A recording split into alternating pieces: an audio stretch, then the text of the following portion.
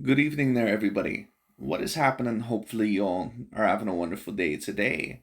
So, when it comes down to it, I thought, of course, that I would give my little fight breakdown and my fight analysis of the very interesting fight, or at least a very interesting performance that most recently ended up happening with that of the boxing scene. And of course, for those of you that don't know which fight that I'm talking about, Mr. Jaron Ennis, who I believe has been a major prospect in that of boxing now for the past few years, and has been a little bit more on that of the major scene, especially with that of the PBC. He was able to yet again get another victory and another stoppage victory over, some would say, a decently dangerous fighter, and I believe the Venezuelan fighter Roiman Villa. At least I believe that that's how you pronounce his name. Anyways, Romain Villa, or whatever his name may be, he was coming off, I believe, two victories where he had won in upsetting fashion. I believe one against a other Southern American fighter, and one, of course, against a decent up and coming contender, and that of Rashidi Ellis. Now, Rashidi Ellis, as talented as what he is, he also ended up losing himself that fight, even though it was a fight that one could debate could have went either way. He ended up getting knocked down, I believe, once or twice in that fight. So we couldn't really debate at least too harshly against the judges because overall he made a lot of mistakes, especially in that of the latter rounds. So this was going to be a very interesting fight because he was going in the ring, talking about Jaron Ennis, of course. He was going in the ring against a very confident fighter, a fighter that pretty much against two fighters in the past couple of fights, he was not the favorite, I believe, in either of them. So he was going to come in as the bigger man. Romain Villa clearly looks to be, at the very minimum, a 154 pounder to me. And he was basically going to come in there with a whole lot of confidence coming off of his two recent upset victories. And on top of that, he was going to try to go in there with one game plan only, which is to pretty much knock Jerome Boots Ennis' head off. Romain Villa, he's another one of these fighters that, he's a pretty straightforward fighter. He's a fighter that has, a dangerous style, but at the end of the day, he is a relatively one-dimensional fighter. He's pretty much going to come straight at you, and basically what his game plan is going to be. But of course, this was going to be debatably the biggest test so far in that of Jaron Boots Ennis' career, which does say, of course, a lot about his level of competition, which I'll talk about here in a little bit. But just in my personal view, if we're going to talk about Jaron Boots Ennis as a talent, because a lot of people have been talking about him as a quote unquote talent, or debatably later on being a future pound for pound fighter, or debatably being better than that of some of the other welterweights within that weight division. If you're going to ask me how talented do I personally believe that Jaron Boots Ennis is, just off of the fights that I've seen him in, to be honest with you, I believe personally that he's the most talented welterweight in the world. And yes, you did hear me correctly. I do believe that he is the most talented welterweight in the world. When you compare him to that of Errol Spence Jr., I think that Errol Spence would probably have more power, and of course, he would have the higher level of experience. But his feet would be quicker than that of Errol Spence Jr.'s. He also has, in my view, better head movement, and he's speedier than that of Errol Spence. When you talk about him compared to Terrence Bud Crawford, in my view, he has a tighter defense than that of Terrence Bud Crawford, and he certainly has a better chin. I'll say this about Jaron Boots Ennis.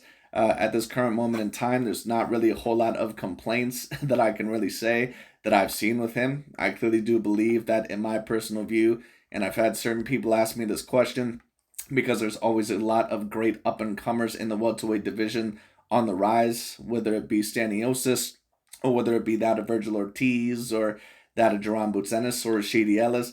I clearly think that Jaron Boots Ennis is probably the most talented out of all of them, just in my personal view. Now, once again, Jaron Boots Ennis, he is going to have to get in the ring eventually with someone that is relatively talented or someone that's a decent contender. And that's not going to be the easiest because a lot of the guys that were very heavily experienced within that weight division, they've kind of forced themselves out. Kell Brook is not really there anymore. Danny Garcia, I believe, is at the 154-pound division, and I think that he's actually fighting Araceli Lara next. Very interestingly enough, I'll have to do a fight prediction on that. I believe also Sean Porter is no longer there, and Keith Thurman, we don't really know where he's going to go. So that leads a little bit, kind of very little options. But I'm sure that, possibly he can potentially get a fight against Virgil Ortiz or maybe Staniosis next now that that fight has been canceled for the third time. Of course, I was also supposed to be doing my fight breakdown of Virgil Ortiz versus Staniotis, I believe, or however you pronounce that guy's name. But of course, Virgil Ortiz, I believe, passed out in most recent news, very close to that of the weigh-in, I believe, or right before the weigh-in, because apparently he was cutting a little bit in terms of weights, or for whatever reason. But anyways, just to talk a little bit more about Jaron Boots Ennis, I've been very impressed with his most recent performances, but this one probably has impressed me the most because he really showed his all-around skill set. He showed me that he was great on the inside. He showed me that he was great on the outside. He showed me that he was able to take a punch. He showed me that he was relatively disciplined. And against a fighter that, once again, that he pretty much had one game plan, and that was to try to hurt Jaron Boots Ennis the most amount as possible. And he did get, a few punches in there that were very good, but to Jaron Boots Ennis' credit, he always adjusted pretty much very thoroughly.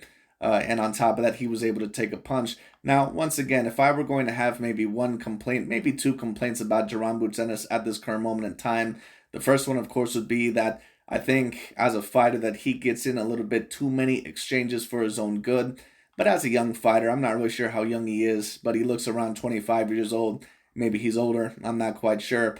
But when it comes down to it, he is going to have to be careful with that because when he does get into a ring with an actual fighter that is decently experienced and actually knows what they're doing, he could potentially, possibly get dropped by a certain punch. If you get in the ring with some of these guys, say, for example, if Danny Garcia or Sean Porter or some of these other guys, let's say, for example, maybe Terrence Crawford or Errol Spence Jr., you fight one of these guys, if they hit you in the right way, it may not be the same as a Roiman Villa. It may not be the same as some of these other guys. These guys know how to counter. They're very experienced fighters. They fought better competition.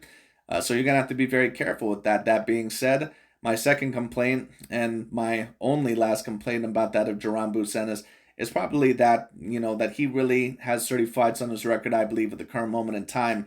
And he really doesn't have anyone really to speak of in terms of a very good name.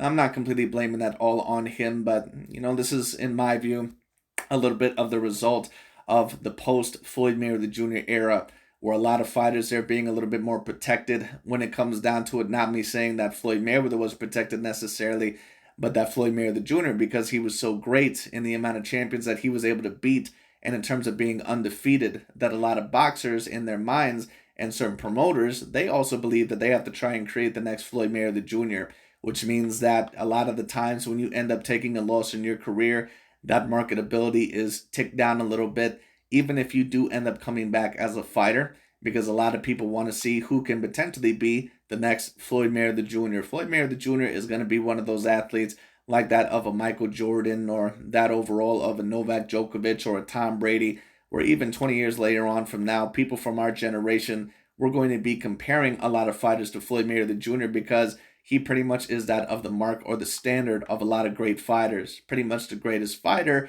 of his era and debatably the greatest fighter in boxing history. So he's going to be the standard for a very decently long time.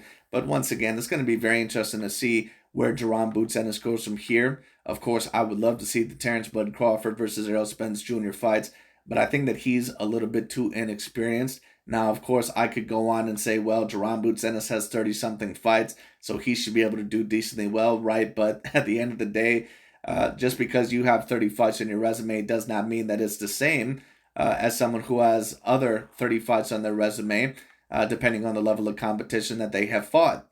For example, Vasily Lomachenko, I don't even believe that he has 20 fights on his record. Or maybe he does, actually. I think he's 17-3.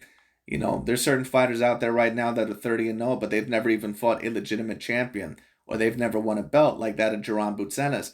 Vasily Lomachenko, within 20 fights, he's fought over 10 champions. So, once again, you have to take a look at it. It's not really about the record and how little of fights that they've had. It's who they've fought. So, Jaron Boots Ennis at the moment, no, I can't claim him top 10 pound for pound.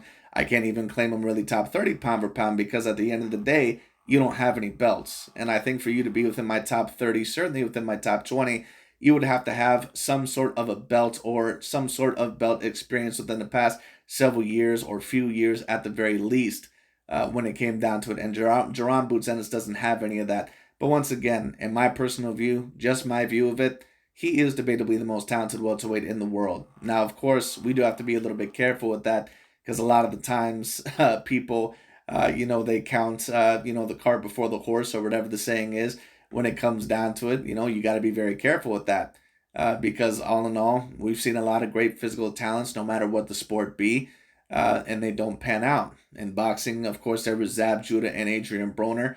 They were allegedly supposed to be the next big thing. Both of those guys ended up as somewhat of relative disappointments in their career, meaning that they did not win a lot of the big A grade fights, if any of the big A grade fights in their career. When you talk about other sports, Aaron Rodgers, of course, in that of the NFL.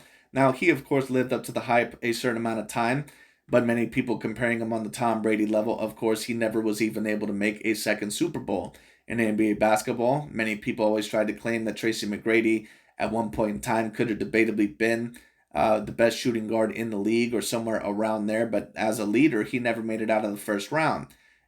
Tennis, Nick Kyrgios, someone that has potential Grand Slam potential, but can't seem to get his mental priorities straight. Anyways, you get the point. So we'll see where it goes from here. What I'll say is this: Jaron Ennis comes across to me as a very hungry fighter.